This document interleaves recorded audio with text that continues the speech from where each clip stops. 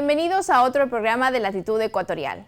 Es una alegría conectarnos con ustedes hoy en un momento donde el orgullo ecuatoriano sigue brillando. Los ecuatorianos destacan en todas las latitudes y como muestra tenemos a Ecuador, que abre el Día de la Hispanidad en Times Square y conquista Manhattan. La comunidad ecuatoriana vibró en Nueva York por primera vez, donde tuvieron la oportunidad de generar un espacio con una de las zonas más icónicas del planeta para mostrar su música, bailes y tradiciones. El asfalto gris se transformó en un mosaico de colores cuando niños descalzos vestidos con trajes amazónicos lanzaron pétalos al aire. Tras ellos, bailarines con coronas de flores y collares de semillas irrumpieron los pasos ceremoniales al ritmo de tambores y marimbas ecuatorianas. Era la selva y la sierra ecuatoriana reclamando espacio en el corazón de Manhattan. La jornada comenzó oficialmente con la intervención del cónsul general de Ecuador en Manhattan, José Sandoval, quien estuvo acompañado por el comisionado de transporte de la ciudad de Nueva York y Danis Rodríguez. Esta fue una oportunidad histórica para compartir la herencia y demostrar que Ecuador no solo está presente con su comunidad, sino también con sus tradiciones y creatividad, señaló Sandoval, subrayando la importancia de visibilizar la cultura ecuatoriana en una ciudad que concentra a cientos de miles de connacionales. El cierre fue el momento más simbólico. Decenas de manos extendieron una bandera gigante con el escudo nacional y la frase "Hoy, mañana y siempre". El evento fue también una plataforma para difundir la campaña Ecuador, el origen del cacao, recordando que el país es la cuna del cacao fino de aroma, uno de los mejores del mundo. También a la diseñadora María Ángeles Hernández Maya, quien inauguró un desfile en el New York Fashion Week, con una colección coronada por un sombrero de paja toquilla, patrimonio cultural inmaterial de la humanidad. Por otra parte, nuestros deportistas ecuatorianos, que son la potencia que levanta el Ecuador, entrenan física y mentalmente. Hoy, en Latitud Ecuatorial, la diáspora ecuatoriana celebra el logro de Génesis Reasco Valdés, que inscribió su nombre en la élite mundial de lucha. El miércoles 17 de septiembre, la ecuatoriana se consagró campeona de la categoría de 76 kilogramos. En el Campeonato Mundial Senior de Zagreb, logró un hecho inédito al convertirse en la primera medallista de oro en la historia del Ecuador. En campeonatos mundiales senior de esta disciplina también lo es. Así que quédense con nosotros porque esto es Latitud Ecuatorial y hoy tenemos un programa cargado de orgullo, información y perspectivas claves. Hoy recibimos en nuestros estudios de WNN y en su programa Latitud Ecuatorial a José David Escandón, un joven que nos muestra que luchar por los sueños es posible a través del trabajo constante y que siempre busca tener ese apoyo no solamente de la comunidad, sino también hace un llamado a siempre fortalecer los vínculos familiares. José David Escandón es un cantante, compositor y músico de origen cuencano de Ecuador, que se ha hecho conocido desde muy joven por su talento vocal. A lo largo de su carrera ha logrado importantes reconocimientos. Inicia como cantante a los 8 años en Ecuador, donde gana el reality show Pequeños Gigantes de Gama TV. Es reconocido con la presea Francisco Paredes Herrera por el municipio de Cuenca. Después, en Estados Unidos, se vuelve famoso por su participación en La Voz Kids con Don Francisco y en el 2016, Natalia Jiménez se vuelve su coach. Su trayectoria en programas de televisión y su dedicación a la música lo han convertido en una figura destacada entre los jóvenes talentos ecuatorianos en el extranjero. Este talento ecuatoriano está nominado en la categoría Artista Pop Latino con la canción 5 Minutos. José David Escandón está nominado al Premio Unidad 2025, que se enfoca en la comunidad y la música latina en los Estados Unidos. Reconocimiento significativo de su trabajo y una muestra del crecimiento y de su carrera musical en los Estados Unidos. Bienvenidos a otro programa de Latitud Ecuatorial. Mi nombre es Lorena Villavicencio y para mí es un honor el día de hoy contar con un gran invitado. Para quienes recordamos a José David Escandón, quizás el nombre del programa Pequeños Brillantes venga a su mente. Pero hoy él nos va a contar en qué estado está su carrera, cuáles han sido los sueños, los retos que ha tenido en toda su trayectoria y a dónde más quiere llegar. Bienvenido, José David. Muchas gracias, Lorena, por tenerme aquí. Muchas gracias. La verdad es que estoy muy feliz de estar acá compartiendo un momento ameno contigo. Gracias. Bueno, José David, es importantísimo, no solamente los compatriotas y las personas que desde los Estados Unidos van a verte y escuchar un poco sobre tu historia, pero también que nos cuentes un poquito de cómo nace José David Escandón en el ámbito musical. A ver, ¿y a qué me refiero con esto? ¿Cómo terminas tú llegando a Pequeños Gigantes, que era un programa muy, en este caso muy importante en Ecuador, que dio un gran espacio para mirar a esos artistas tan jóvenes? Sí, bueno, muchas gracias nuevamente, y la verdad que todo pasó muy rápido. Yo agradezco a Dios porque yo nací con ese talento, con ese don de cantar. Desde muy pequeño, yo creo que empecé a cantar a los 3 años, más o menos. Para empezar desde el inicio, yo estaba en la guardería, un día normal, era el Día de la Madre, y nos mandaron a aprender una canción a los niños. Me acuerdo hasta el día de hoy que era Todos tienen una madre de Leodán. Todos tienen una madre. Y bueno, nos mandaron a aprender en la casa esta canción, pero era una sorpresa para las mamás. Una sorpresa. Entonces yo voy y le digo: papi, ayúdame a ensayar esta canción, no sé cómo, ayúdame. Y bueno, empiezo a cantarle a él esa canción, y mi papá se sorprende y se vuelve loco, y él me dice hasta el día de hoy: José David, me volví loco completamente porque vi que podías cantar, que estabas bien entonado, que no tenías ningún problema. Y ese rato va y le dice a mi mamá, en ese rato. Entonces yo me pongo a llorar y me enojo porque digo: papi, era una sorpresa. Ajá. Pero esa es la historia de cómo se enteraron, cómo supieron que podía cantar. Bueno, de ahí ya empecé a tener algunas presentaciones en la guardería, y después hubo lo que es las audiciones para Pequeños Brillantes. Este era un programa de Gamavisión, me parece. Sí, en Gama TV, sí, en Gama TV hicieron las audiciones. Bueno, no habían audiciones en Cuenca, que es de donde soy yo. Entonces, bueno, nos tocó ir a Guayaquil, hicimos las audiciones. Otra historia muy chistosa, que justo antes de entrar a la audición me dio hipo. ¿Ya? Justo antes de entrar a la audición me dio hipo. Entonces serían los nervios, tal vez. Capaz sí es la primera vez que estaba yo en ese entonces, en esa... ¿Cuántos años tenías ahí? 7 años. Wow. Chiquito. Entonces, lo que hice, o sea, pues no podía cambiar nada, ¿no? Tenía que salir allá y hacer la audición con hipo. Y canté la canción, audicioné con Mátalas de Vicente Fernández, de muchos artistas. Mátalas, y yo me acuerdo que era cantando y...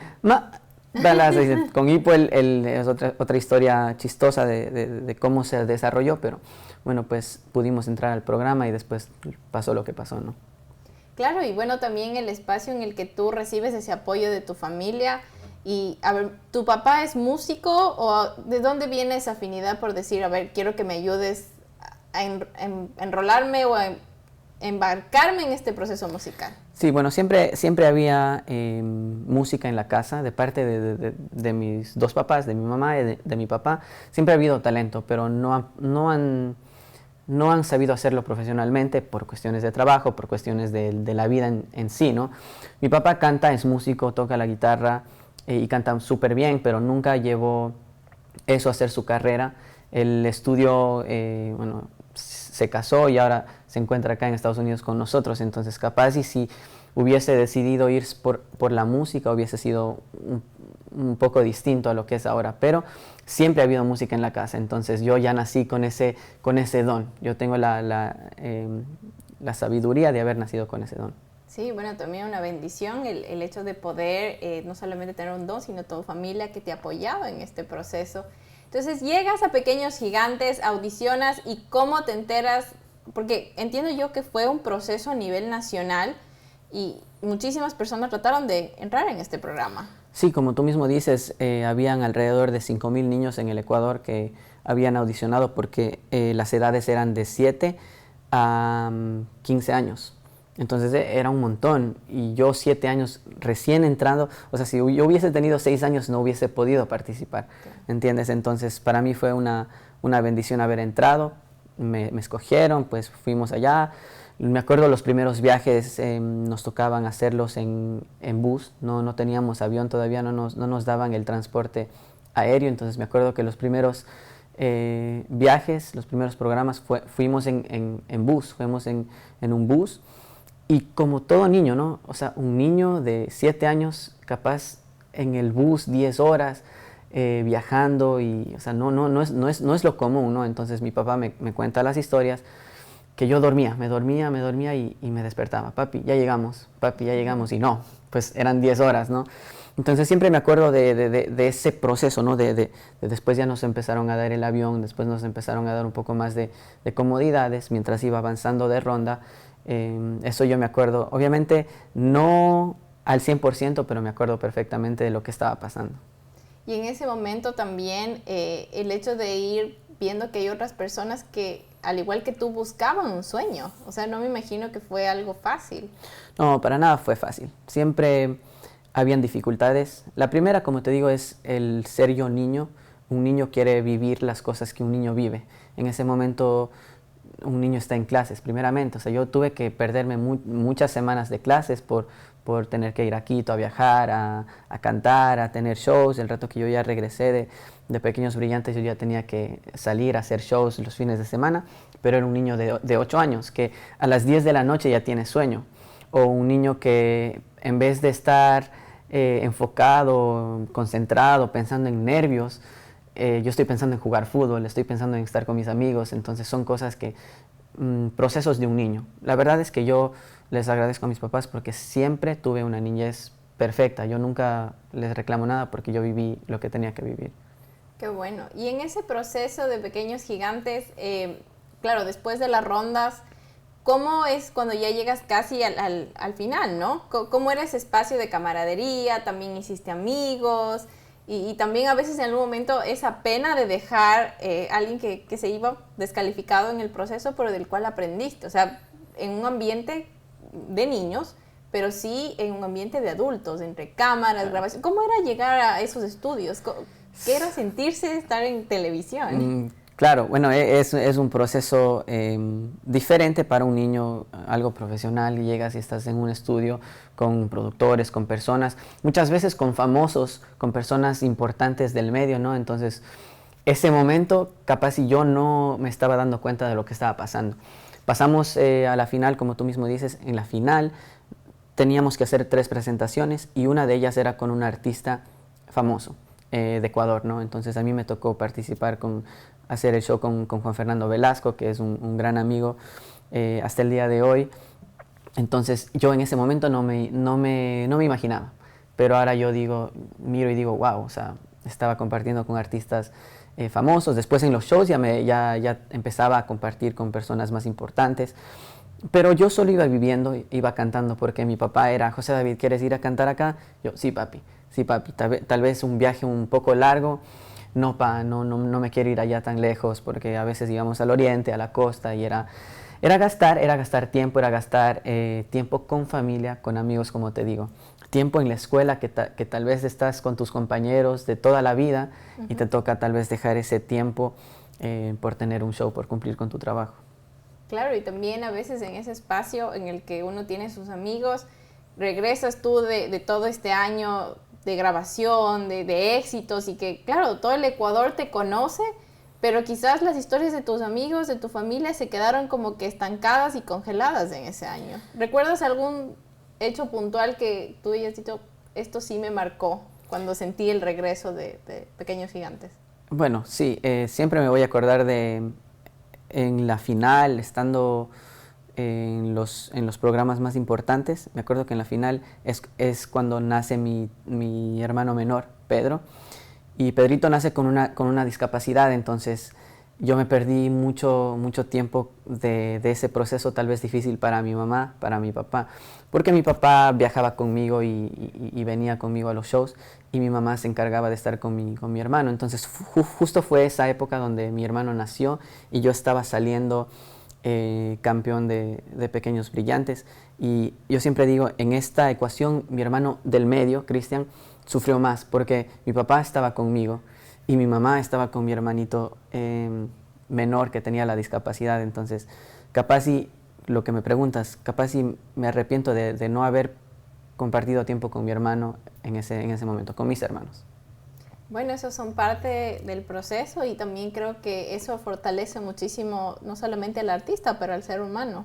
Sí. La vida está compuesta de esos altos y bajos. Entonces, termina Pequeños Gigantes, y ¿cómo es que Pequeños Brillantes? Terminamos con Pequeños Brillantes, ¿y cómo es que llegas a Sábado Gigante? Bueno, mis papás mandaron un video me preguntaron, José David, ¿quieres que mandemos un video? Mandamos un video a Sábado Gigante, al canal, y bueno, ahí se dio, nos llamaron, nos hicieron el llamado y pues para nosotros era una alegría inmensa. En ese entonces yo ya había cumplido 10 años, entonces ya entendía un poquito más que cuando tenía 7 años. En Sábado Gigante pues era algo más grande, ¿no? O sea, primeramente sales del país. ¿Esa fue tu primera vez que saliste del país? Me había ido ya a Estados Unidos, había venido a Estados Unidos ya de vacaciones, pero este era otra cosa, ¿no? Salir del país, llegar a un hotel, o sea, llegar a hacer tu trabajo era un poco más profesional y complicado también, como digo, por el tema de ser niño. Sales del país y vienes a un país, de Estados Unidos, que lo tiene todo. El niño quiere estar jugando, quiere estar viendo cosas, es inquieto. Yo nunca fui muy inquieto, pero pues a mí siempre me ha gustado el fútbol y veía una pelota, algo de fútbol y me acercaba y capaz y no era el momento de hacerlo. En el canal tenías que comportarte un poco más, entonces tenías que, pues ahí obviamente mis papás me ayudaban en ese aspecto. Qué bueno. Y en ese contexto, pues tú sientes también que eso era lo tuyo, ¿no? O sea, siempre hubo ese llamado hacia la música. Siempre yo sabía que tenía ese don de poder cantar.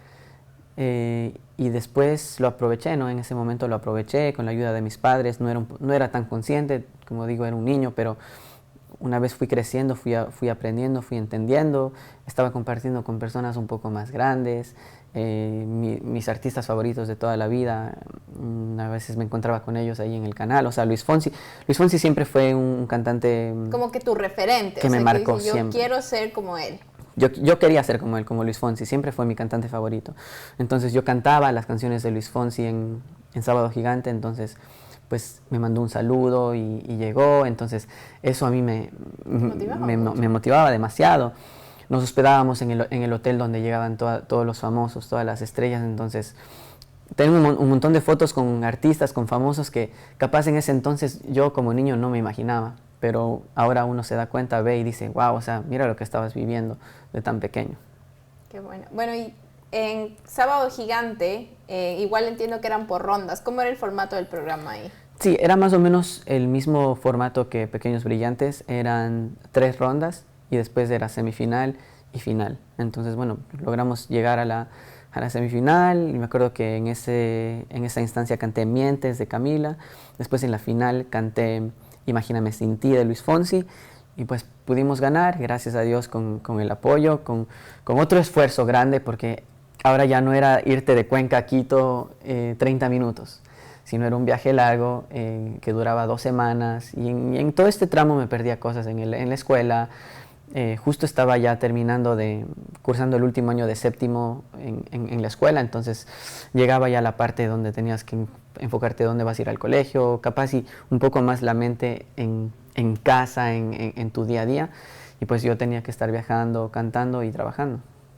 Interesante, y en todo ese proceso también, ¿cómo te sentías cuando estabas en Sábado Gigante y eras la voz de Ecuador? Esa parte de representar y decir, yo soy orgullosamente ecuatoriano. Bueno, eso es lo que siempre uno quiere como ecuatoriano, que el nombre sobresalga.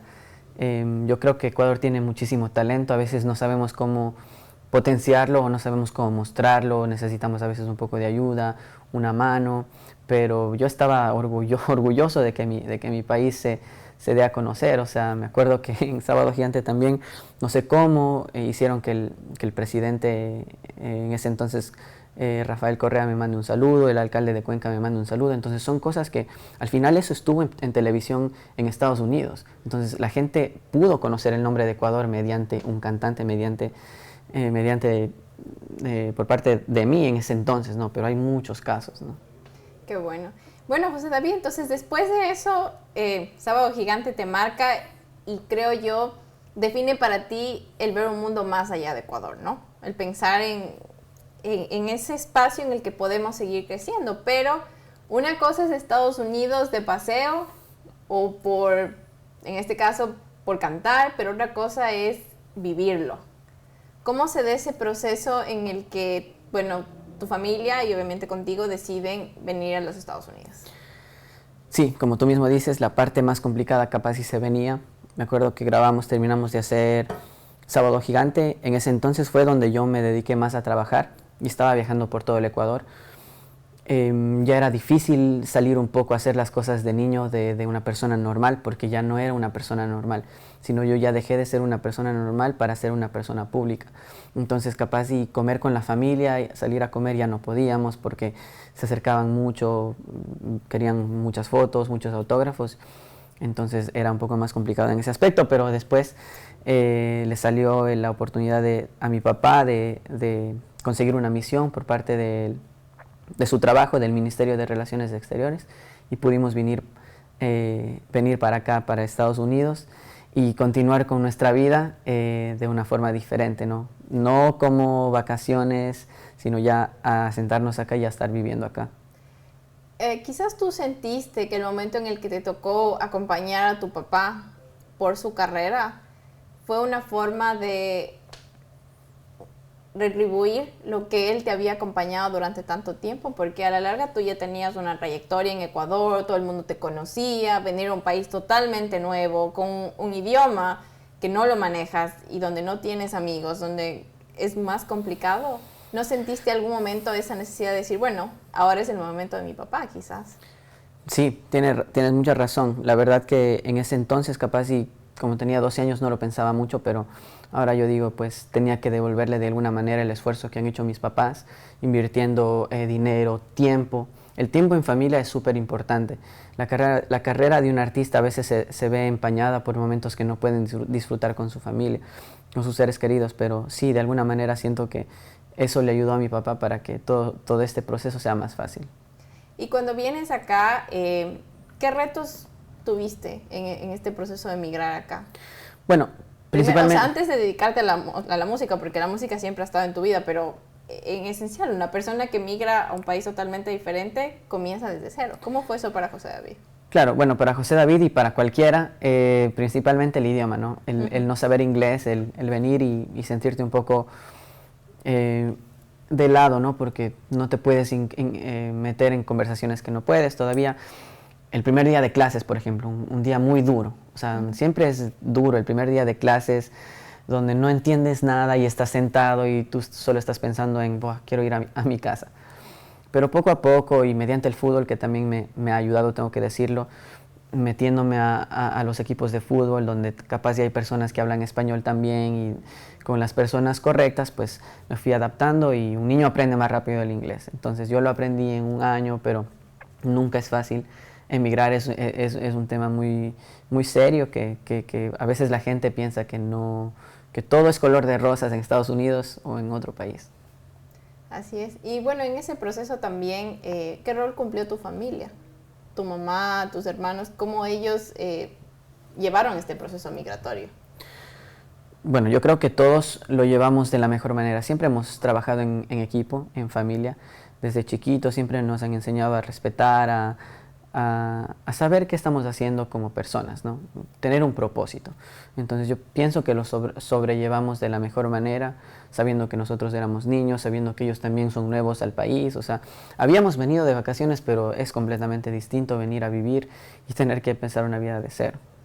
Y en ese proceso, ¿cuándo fue el momento en el que tú dijiste, bueno, siempre he cantado, voy a seguirlo haciendo? ¿O hubo quizás algún espacio para José David en el que dijo, no, voy a darme una pequeña pausa en la música o la música después? ¿Cómo fue ese espacio de transición musical a los Estados Unidos? Capaz y un tiempo de pausa nunca hubo, porque la música siempre va a estar ahí, siempre estuvo para mí en ese entonces.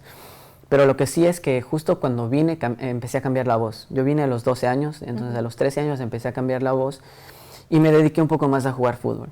Gracias a Dios también somos buenos, mi hermano y yo, para jugar fútbol, entonces nos empezamos a dedicar a jugar, nos metimos al equipo del colegio, de la escuela, al equipo, a una academia, entonces empezamos a jugar.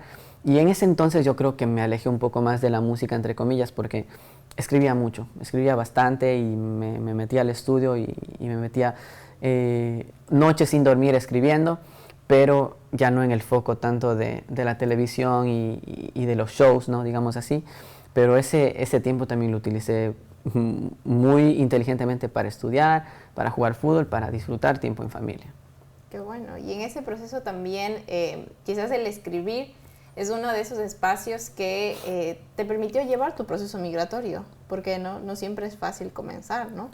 Sí, no, nunca es fácil. A veces la gente te ve diferente porque dice, pues tú viniste de otro país, ¿será que esta persona puede estar aquí en este país? ¿Será que está legal? ¿Será que está ilegal? Entonces, pero uno como niño siempre tiene que mantenerse fiel a lo suyo en ese entonces. Ya 13, 14 años empiezas a crecer y a entender un poco más las cosas y tratas de hacerlo de la mejor manera para que nadie sufra, ¿entiendes? En ese proceso, ¿cómo sentiste tú también el apoyo de tu familia desde Ecuador, desde Cuenca? ¿Cómo sentiste ya cuando tuviste que emigrar y ya no tenías esa cercanía familiar de, bueno, voy a un restaurante y todo el mundo me conoce y quiere pedirme un autógrafo, llego a un lugar y nadie sabe quién soy y ni siquiera soy parte de ese círculo? Es un cambio, ¿no?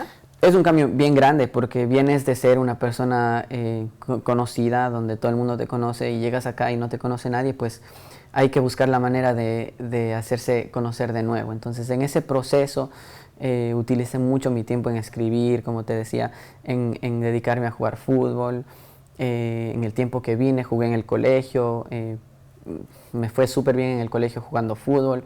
Entonces, nunca dejé de lado la música, pero estaba invirtiendo en otra faceta, como es escribir, aprender a producir, que después aprendí a producir mis propias canciones, escribir mis propias letras, producir mi propia música. Entonces eso después te da un plus.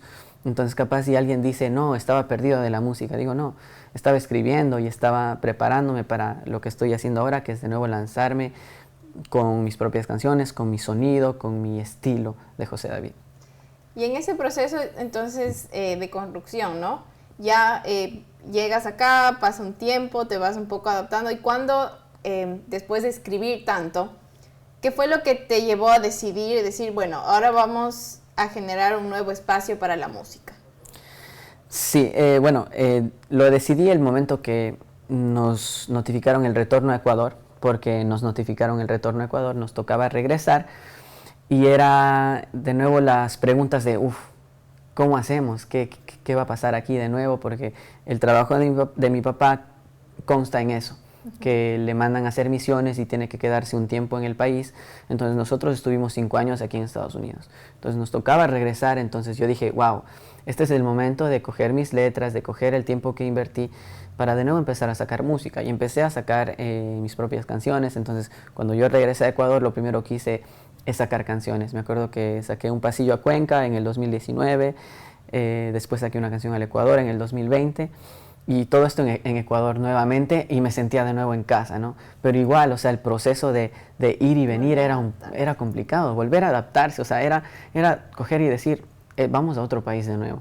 Porque sí, allá está tu familia, tus amigos, pero las cosas que hiciste acá, capaz y se te quedan de nuevo acá en Estados Unidos, entonces tienes que adaptarte. Esa adaptación es saber improvisar también muchas cosas. Bueno, y ese espacio también creo que está muy vinculado a muchas de las realidades migratorias, ¿no? De quienes tienen la oportunidad de volver o quizás después de muchos años, pero tú le invertiste en hacer lo que te gustaba, ¿no?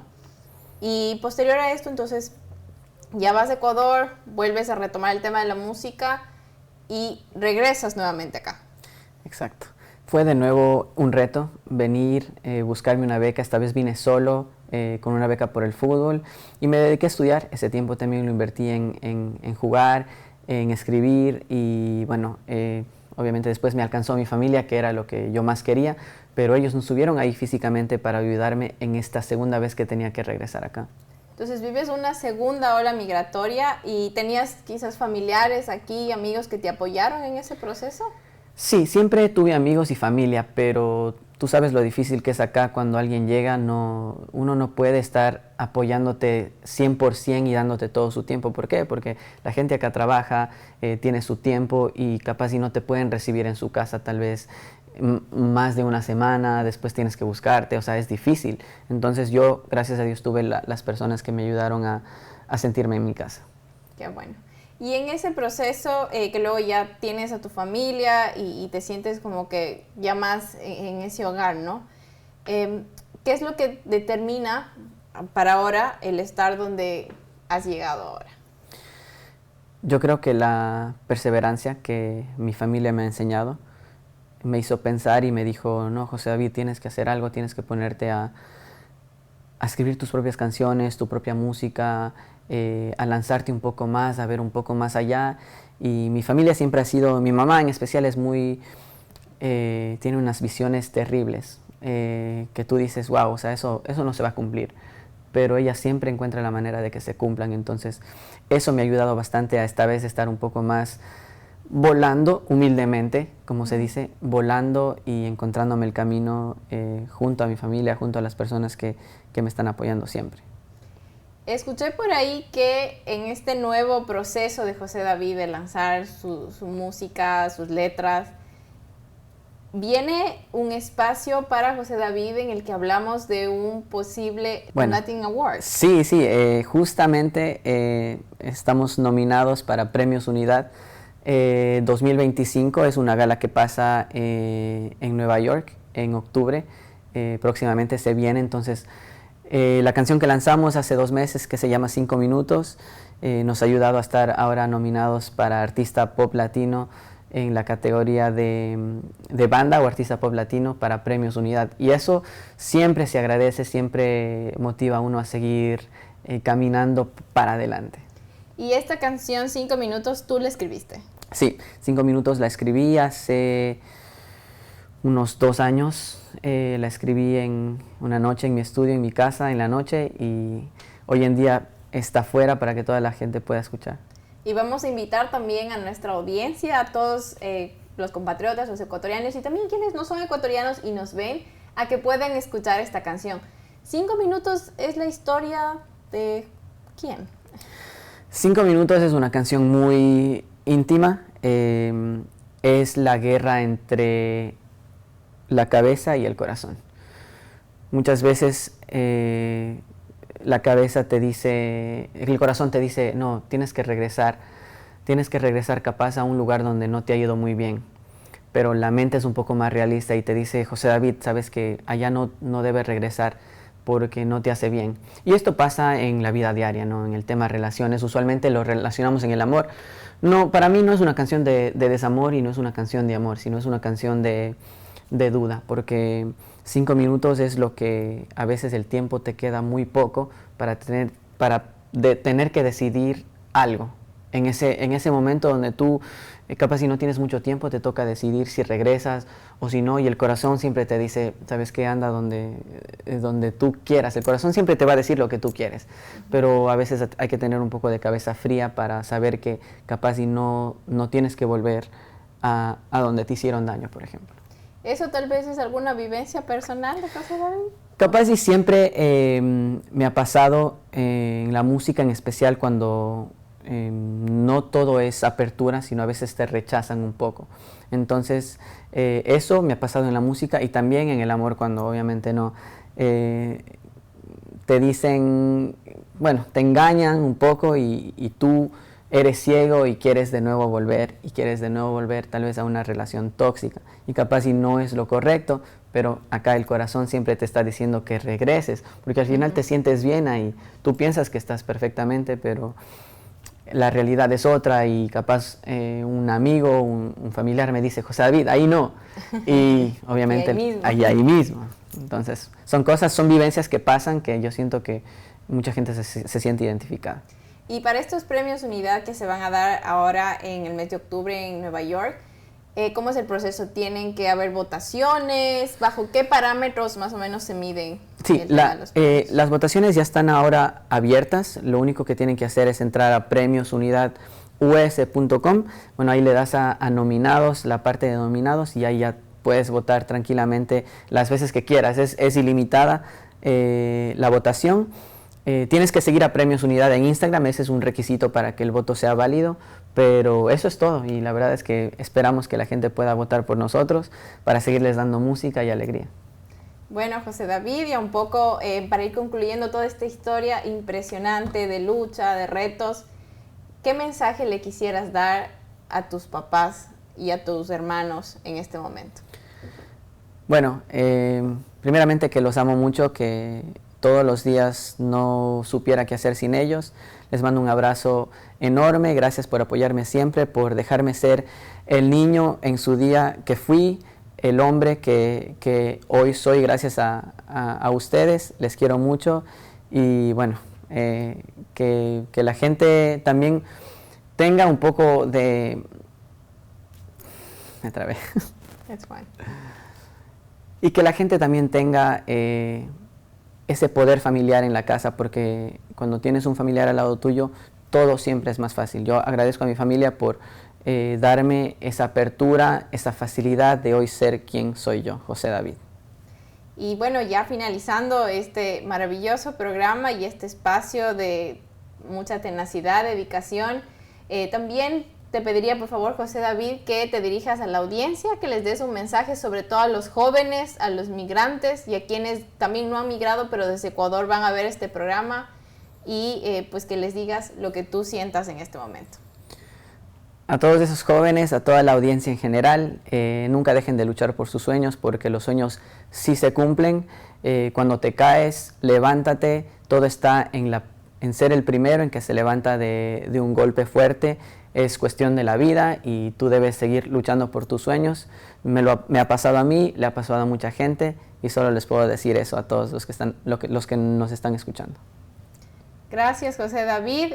Bueno, te deseamos lo mejor, muchos éxitos y bendiciones en tu carrera, en tus proyectos y les invitamos a que por favor sigan nuestras redes sociales. Vamos a dejar el link también de Premios Unidad para que ustedes apoyen no solamente al talento ecuatoriano, sino también a Latinoamérica presente en estos premios en Nueva York.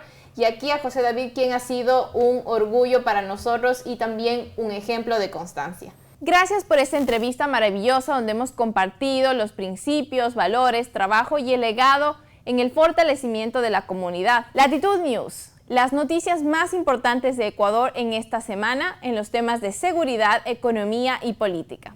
Empecemos. Al día de hoy todo parece ir con normalidad en Quito y Guayaquil. Sin embargo, no es esto posible en Carchi, donde hubo bloqueos y hay 10 detenidos y unidades retenidas. El subsidio inequitativo que ayudaba más a las mafias y hoy ayuda al gobierno a redistribuir esos recursos a quienes más lo necesitan, a través de los incentivos sociales y productivos, está generando todo este proceso. El incentivo a los transportistas urbanos e intraprovinciales, la decisión del gobierno por eliminar el subsidio al diésel ha sido una decisión riesgosa.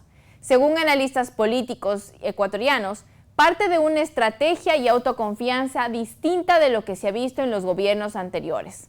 Hasta el 30% de las unidades de transportación permaneció fuera de circulación, mientras que la gobernación en las principales ciudades ejecutan operativos de control de precios para evitar la especulación de los víveres básicos.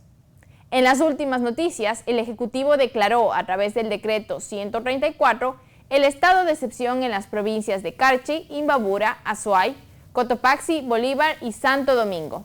Tendrá una duración de 60 días, mientras que por otra parte, el ministro John Reinberg, ministro del Interior, presentó este miércoles un balance sobre las manifestaciones y el cierre de vías en varias regiones del Ecuador y descartó que se vayan a generar grandes protestas como las ocurridas en los años 2019 y 2022. En Carchi, al menos 4 vías principales como la E35 está cerrada desde la mañana del 16 de septiembre y en Imbabura se reporta el bloqueo de una carretera en el sur de Otavalo.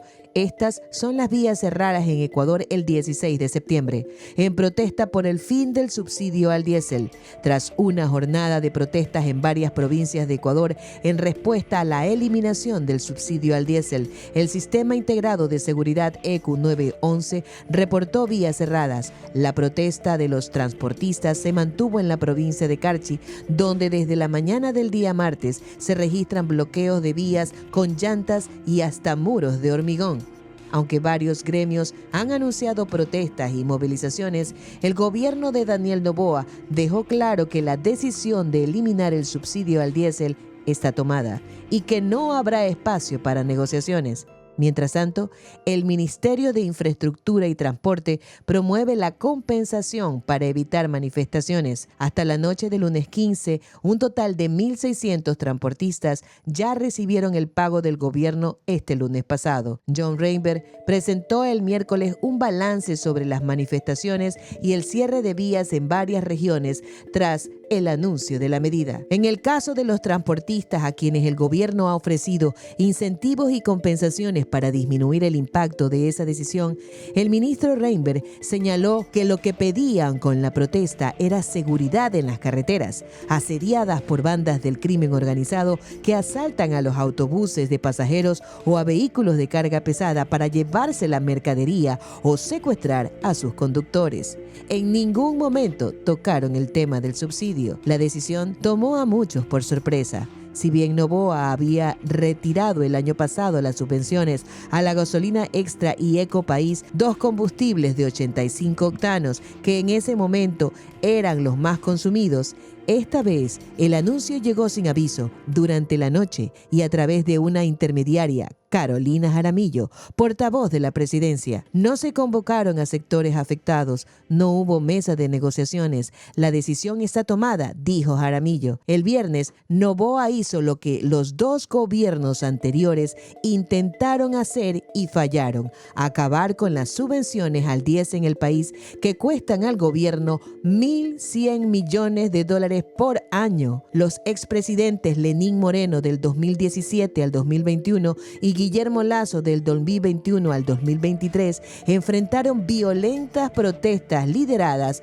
por la mayor organización indígena del país, la CONAIE, tras su intento de elevar el precio de los combustibles. La medida forma parte del plan del mandatario para reducir el déficit fiscal del país, estimado en el 5% del Producto Interno Bruto, en medio de una crisis económica y de compromisos con el Fondo Monetario Internacional, con el que Ecuador tiene una deuda por $5.000 millones contraída el 2024 y que debe pagar el 2028. Las declaraciones del presidente de Ecuador, Daniel Noboa, de no seguir con el proyecto minero Loma Larga y de trasladar la responsabilidad a la alcaldía de Cuenca y a la prefectura de la SUAY para que se den los procesos de negociación con la empresa minera, frenaron las tensiones de los sectores sociales, colectivos, ciudadanos y políticos de participar en la Gran Marcha por el Agua, que se realizó el martes 16 de septiembre de 2025. La marcha fue convocada el pasado 24 de agosto por el Cabildo por el Agua. Una vez que el Ministerio del Ambiente entregó la licencia ambiental a la empresa canadiense Dundee Precious Metals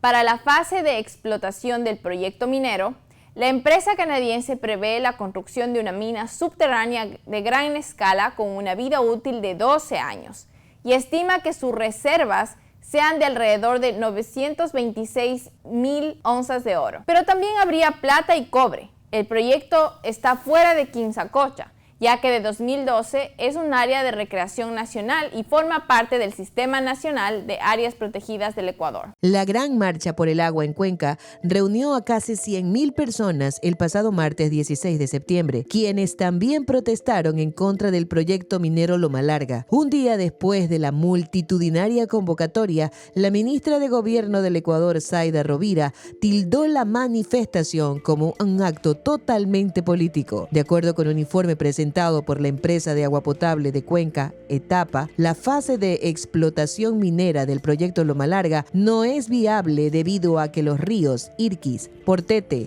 Tarqui y Yanucay, que nacen en los páramos del Quinzacocha, proveen a los sistemas de abastecimiento de agua potable y riego de la ciudad de Cuenca. La concentración y el recorrido de la marcha empezaron en la Plaza de San Roque desde las 8 de la mañana y terminó en la Plaza de San Francisco en las horas de la tarde. La Confederación de Nacionalidades Indígenas del Ecuador, la CONAIE, también participó en la Marcha por el Agua y Quinzacocha, en donde se leyó un manifiesto dirigido a Noboa que pedía la revocatoria de la licencia ambiental otorgada a la empresa minera a cargo del proyecto Loma Larga. Después de la Marcha por el Agua en Cuenca, la ministra de Gobierno ecuatoriana Zaida Rovira aseguró que detrás de las manifestaciones estuvieron los mismos actores políticos de siempre. ¿Han visto acaso al prefecto, al alcalde de Cuenca o a Yacu Pérez reclamar por la minería ilegal? No lo van a hacer, dijo la ministra. Pese a que la marcha fue masiva, la ministra Rovira dijo que las consignas fueron en contra del gobierno y no fueron a favor de la supuesta defensa del agua.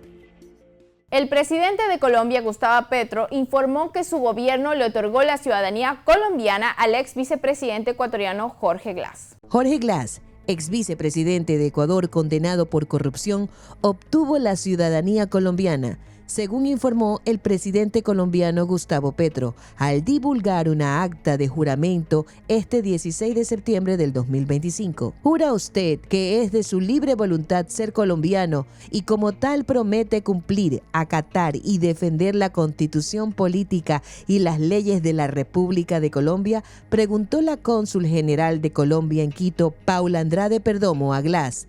De acuerdo con el documento divulgado por Petro, sí juro, fue la respuesta de Glass, según se expone en el mensaje de Petro posteriormente eliminado. Glass, ex hombre fuerte del correísmo y vicepresidente del gobierno de Rafael Correa, tiene varias condenas en su contra por el caso Sobornos y el de reconstrucción de Manabí. Al momento está recluido en la cárcel de máxima seguridad de La Roca de Guayaquil.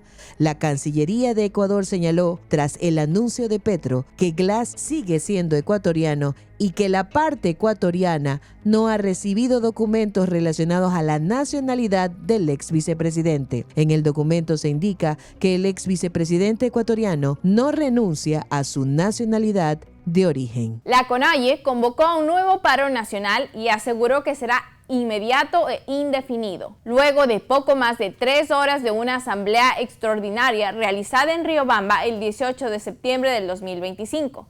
Y en medio de las críticas a la eliminación del subsidio al diésel en Ecuador, los sindicatos prevén marchar en Quito el 23 de septiembre. El jefe de Estado visitó Cotopaxi y allí entregó bonos, tractores y otros proyectos. Si bien no respondió directamente al anuncio del paro de la CONAIE, el mandatario rechazó que dirigentes que perdieron las elecciones y no obtuvieron más del 5% de los votos en las elecciones presidenciales del 2025 intenten imponer su agenda, en clara alusión a ISA. Noboa dijo: después de perder una elección, ellos quieren imponer decretos, política pública y también qué se hace en cada metro cuadrado del Ecuador, cuando el país es uno solo.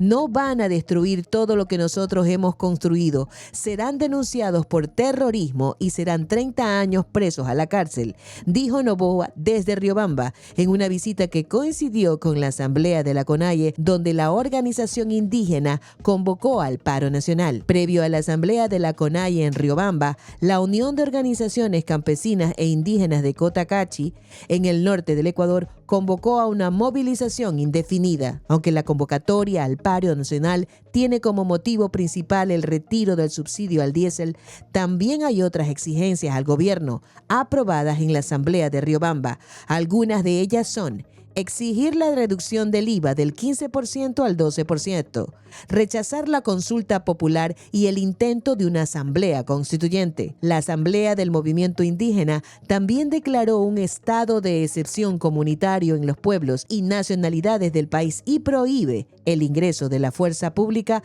a sus territorios. Con el fin del subsidio al diésel en Ecuador, la oposición y los diferentes gremios transportistas cuestionaron las medidas del gobierno. La trampa y la adicción de 74 años del subsidio a los combustibles ecuatorianos ha traído un retraso económico sustentable y no hay un solo ecuatoriano que pueda examinar todos estos años y atribuir a este subsidio algún beneficio social importante al Ecuador. Las distorsiones económicas y los costos de justicia social con las que el actual presidente ecuatoriano quiere acabar son un muro enorme de derrumbar. Y es ahí que el presidente Noboa toma la decisión inédita de trasladar la sede del Ejecutivo de la capital, Quito, a La Tacunga, que es el corazón del conflicto donde históricamente arrancan las protestas de los transportistas. El mensaje claro del gobierno de Noboa, que no se esconde tras los muros de Carondelet, se traslada al terreno, donde tiene que confrontar las tensiones.